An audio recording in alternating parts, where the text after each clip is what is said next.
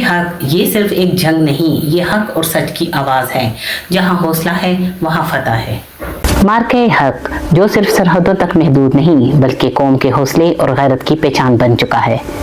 رات کی تاریکی میں جب ہر طرف خاموشی تھی، دشمن نے اچانک حملہ کر دیا۔ یہ حملہ بزدلانہ تھا، لیکن اس کے جواب میں جو حوصلہ سامنے آیا وہ ایک مضبوط قوم کی پہچان ہے۔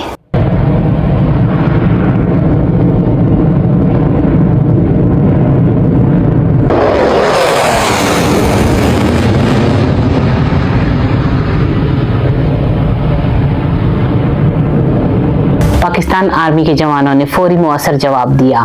نوجوان سپاہیوں نے نہ صرف دشمن کے عزم کو ناکام بنایا بلکہ ثابت کر دیا وطن کا دفاع ہر قیمت پر کیا جائے گا۔ تیار رکھو اپنی قوت ذرائع جنگ کے ساتھ تاکہ ہیبت طاری ہو جائے ان پر جو دشمن ہیں تمہارے اور اللہ کے، اور وہ جنہیں تم نہیں جانتے مگر اللہ جانتا ہے۔ یہ صرف ایک جھڑپ نہیں تھی بلکہ یہ حق اور سچ کے دفاع کی ایک واضح مثال تھی، جہاں حوصلہ خوف پر غالب آ گیا۔ پاکستانی قوم ہمیشہ کی طرح اپنی افواج کے ساتھ کھڑی رہی۔ یہی اتحاد اور یکجہتی ہماری اصل طاقت ہے جو ہر مشکل کے وقت ہمیں مضبوط بناتی ہے۔ آئیں اب سنتے ہیں عوام اور مختلف شخصیات کے تاثرات کہ وہ اس صورتحال کو کیسے دیکھتے ہیں۔ بسم اللہ الرحمن الرحیم۔ بنیان المرصوص یعنی مارکہ حق میرے نزدیک یہ صرف ایک کمپین نہیں بلکہ سچ اور حق کی آواز ہے۔ اس کا مقصد لوگوں کو جوڑنا اور حق کے لیے کھڑے ہونا تھا۔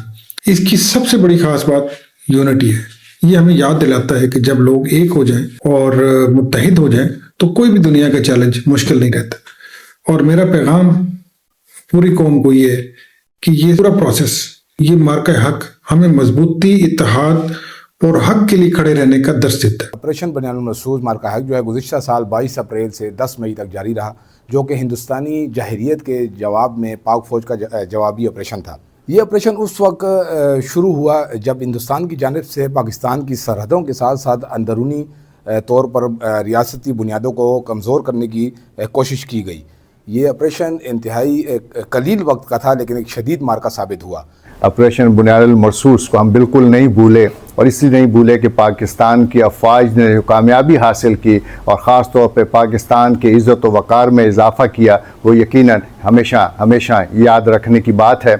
آپ کو معلوم ہوگا کہ ہندوستان نے پاکستان پر ایک الزام عائد کیا کہ پاکستان نے وہاں پہ دہشت گردی کی ہے، اور پاکستان کی حکومت کی جانب سے بڑے واضح طور پر یہ کہا گیا کہ اگر کوئی ایسا واقعہ ہوا ہے اور آپ سمجھتے ہیں کہ ہماری انوالومنٹ اس میں ہے تو اس کی غیر جانبدارانہ آزادانہ تحقیقات کروائیں، اور اگر ثابت ہو جائے تو ہم پھر قصوروار ہیں۔ لیکن بجائے ایسا کرنے کے ہندوستان نے پاکستان پر حملہ کر دیا، اور پھر پاکستانی شاہینوں نے جس طرح سے دشمن کو جواب دیا، میں سمجھتا ہوں جس طرح آپ کو معلوم ہے کہ 6 جہاز تباہ ہوئے، اور خاص طور پہ رافیل جہاز جو انتہائی اہم جہاز ہے، اہمیت کا حامل جہاز ہے، اس کو تباہ کیا گیا۔ تو میں یہ سمجھتا ہوں کہ افواج پاکستان نے جس طرح سے جواب دیا وہ پاکستان کی عزت و وقار میں اضافے کا باعث بنا، اور یہ واقعہ، یہ مارکہ ہمیں یہ یاد دلاتا ہے کہ اگر پاکستان کی طرف کوئی بھی میلی آنکھ سے دیکھتا ہے تو افواج پاکستان ہر لمحے تیار ہیں اس کو جواب دینے کے لیے۔ اور خاص طور پہ میں فیلڈ مارشل سید عاصم منیر صاحب کا ذکر ضرور کروں گا کہ ان کی قیادت نے، اور پھر باقی جو ہماری ایئر فورس اور پاکستان نیوی کے سربراہان ہیں، وہ ہمارے جوانوں نے جس طرح سے حصہ لیا اس آپریشن میں اور جس طرح سے کامیابی حاصل کی، میں سمجھتا ہوں کہ وہ پاکستان کی تاریخ کا ایک سنہرا باب ہے۔ ہم 1 سال کے بعد اس مارکے کو یاد کر رہے ہیں اور بڑے خوش ہیں، فخر محسوس کرتے ہیں، اور یہ امید رکھتے ہیں کہ آنے والے دنوں میں بھی اگر پاکستان پر کسی نے بری نظر ڈالی تو یقینی طور پہ افواج پاکستان اس کا بھرپور جواب دیں گی۔ یہ حق کی سب سے بڑی بات یونٹی ہے۔ یونٹی کا مقصد سب کو اکٹھا کرنا اور سب کو پتہ ہو کہ مصیبت کے وقت میں کیسے ایک ہو کر مصیبت کا مقابلہ کیا جا سکتا ہے۔